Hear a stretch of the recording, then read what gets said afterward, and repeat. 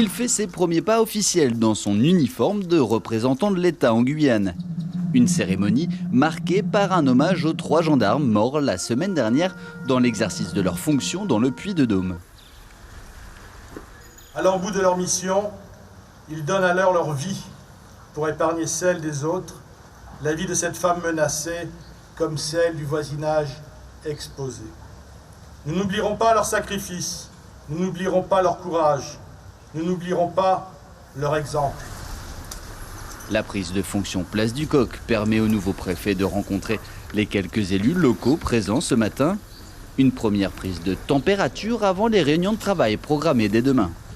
Ce qu'on attend du préfet, c'est qu'il trouve des solutions aux problématiques des Guyanais, tout simplement.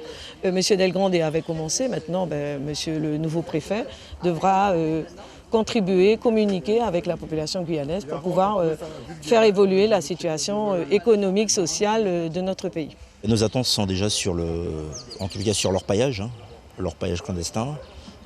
Pareil aussi sur l'accompagnement des communes. Voilà, qu'est-ce que l'État a prévu? On est dans une crise de tous azimuts. On pourrait commencer par la crise sanitaire, on pourrait parler de la crise de l'éducation, c'est 10 000 enfants qui ne sont pas scolarisés. On pourrait parler de la souveraineté alimentaire, parler des squats qui pullulent un petit peu partout dans Cayenne, la pauvreté qui s'étend de plus en plus sur le territoire, l'économie qui est balbutiante suite à la crise sanitaire.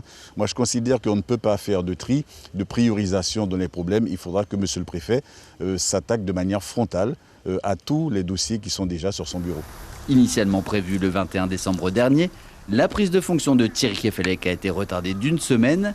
Arrivé le 24 au soir dans notre territoire, le nouveau préfet a pendant quelques jours pu observer incognito ses nouveaux concitoyens. Je vais faire mes courses comme tout à chacun quand on arrive.